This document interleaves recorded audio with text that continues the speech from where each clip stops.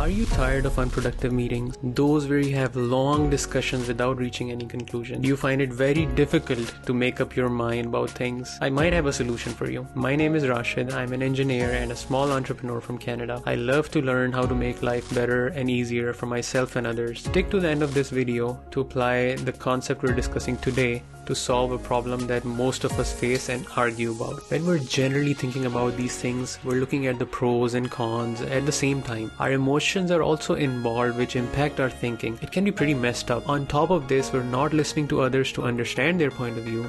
We're listening to respond back, to argue, and to prove our point. The purpose of 6 thinking hats, this technique, is to unscramble this thinking so that a thinker is able to use one thinking mode at a time instead of trying to do everything all at once. Let me explain. The 6 thinking hats by Edward De Bono is a powerful technique which helps in problem resolution, decision making, and creative solutions. There are 6 colors of hats.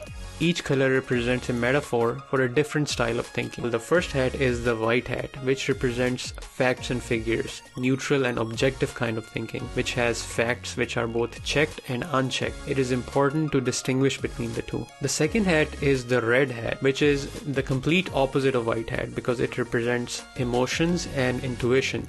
It's more subjective. The reason the red hat is so important is because if feelings are not discussed, they will lurk in the background and affect your thinking process. This red hat helps us express our feelings and explore the feelings of others without any judgment, without asking why are you feeling this way. The third hat is the yellow hat, which represents positive thinking and hope. What's good? What are the strengths? When we're wearing our yellow hat, we can be speculative. We can also share our vision, our dreams. Then we have the black hat. Black hat is the complete opposite of the yellow hat. Black hat represents cautious and careful thinking, the pessimistic, the logical negative view. What are the weak points? Why something may not work? What are the dangers? We don't use it as a substitute to express negative feelings. Red hat should be used to do that. We often use it to challenge the white hat thinking based on our experience. Let me give you an example. Sometimes we say that the inflation rate is 10%, or at least that's what the government is sharing, but it doesn't seem real. For example, the price of cooking oil has gone up 3 to 4 times. So we're using our experiences to pass on a negative judgment about something. In this case, we're saying, I don't believe the inflation is 10%. It's much more than that, and I've experienced it. Most of us are using black hat a lot of time because when we're attacking an idea, it gives us an instant feeling of satisfaction, right? We feel superior. Whereas if we present an idea, it doesn't provide us that satisfaction unless someone likes the idea or someone can show you how that idea really works. So wearing the black hat is your opportunity to be negative, to express your concerns, but you're doing it in a systematic way and you're not doing it alone. The whole team, everyone is wearing the black hat at the same time. So you're all expressing what is wrong with a particular idea instead of just countering each other's argument with what's wrong with their logic. The fifth hat is the green hat. Green represents creativity, alternatives, generating ideas and new approaches. This is your opportunity to think out of the box, be creative. You can also use provocative thinking or lateral thinking when you're wearing the green hat. For example, shoppers usually pay for the goods, right? When they go to the shop, they pay for the goods. But let us reverse that.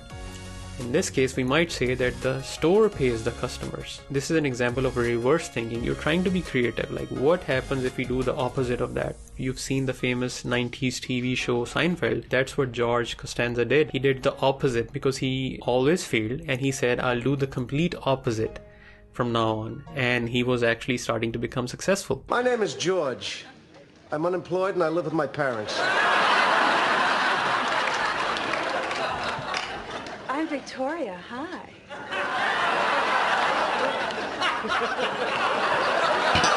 So mystery shoppers are an example of this concept where they are getting paid to go to the shop and give their review and feedback. Shopping points could be another example where you're spending money to buy some goods, but you're also getting points. The idea of this approach is to encourage different kind of wild and crazy ideas, and the team can then refine those ideas to get to a better solution. Now the final hat is the blue hat. Blue hat represents control and planning. This is the meeting facilitator's hat. This is the hat which keeps everyone in the right direction. This hat defines the problems, shapes the questions, This is responsible for summaries and conclusions. Alright, so who should use the 6 thinking hats? Those who have enough information and are interested in solving the problem. They should know what they're talking about. They also need to have a basic understanding of the 6 thinking hats. Now you might ask, what is the sequence of using these 6 hats? Well, it depends. If you're brainstorming for new ideas, you might start with the green hat, the creative hat.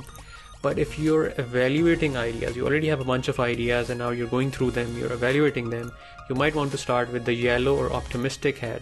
See what is good in those ideas, what are the strengths of those ideas, and then you should wear the black or the criticism hat to look at the cons of those ideas. What's wrong? What are the risks? The beauty of wearing the 6 hats is that everyone is wearing the same hat at the same time, which means that when you're looking at the strengths of an idea, everyone is looking at the strengths. It's not like 2 people are talking in support of that idea and 5 are talking against that. Everyone is thinking in the same direction. Because everyone is wearing a hat, they're playing the role of an actor, and just like an actor, they want to do their best in that particular role.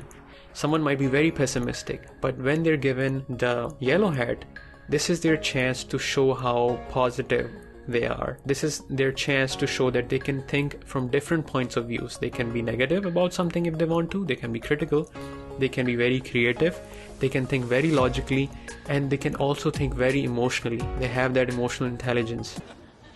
I'm old. I'm tired. I am hot. I'm cold. Huh? Come on, what can't I do? Another benefit of using the hats is that it's very easy to ask someone to take off the black hat for a moment instead of saying, hey, stop being so negative. So the neutrality of the colors allows you to wear these hats without embarrassment. It becomes kind of like a game. It's fun. Like I mentioned at the start of the video, we can apply this concept to something we all face, and that is our discussion about politics. Usually we have lots of arguments among our friends, with our family members online about which politician is better than the other. The facts, emotions, pessimism, everything is mixed up. Some people get way too emotional when you're trying to talk facts with them. Let me finish. You know, this is completely impolite. This is the way you treat women. We know that, but not now. But if you apply the concept of 6 hats, you can wear 1 hat at a time. For example, if you wear the red hat, you and the other person both can say how they feel about that politician. You can say, I just like his personality. I just like the way he talks.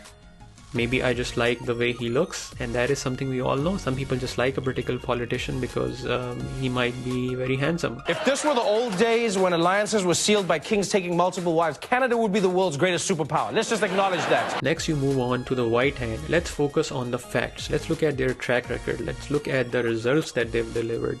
But the results should be based on checked facts. Something that can be independently verified. If you're not using hard facts, if you're not using universal truths, you should frame the problem the right way. Now, taking this example of politics forward, if you're both wearing the black hat, you might look at all the mistakes, all the wrong decisions, the negative survey results. Your personal income tax have the biggest loophole. I can drive my Hummer through it. That's how big the loophole is. And at the end, you might look at all of these things side by side and then come to a conclusion. Or at the very least, you might agree to disagree. You might say, I agree to the facts, but I just feel that this politician is better than the other. I don't care about logic. You know, we're going to take every aspect of the crisis and look at it, and then we're going to ask ourselves, what would a maverick do in this situation? And then, you know, we'll do that. But at least in this way, you're acknowledging that your feelings have a big impact on the way you're thinking. You can come to an amicable disagreement. So let me know in the comments if you've ever heard of the 6 thinking hats. I first heard about them during a 6 Sigma Green Belt training about 8 years ago. What are your thoughts on the benefits? Thank you so much. I'll see you in the next video.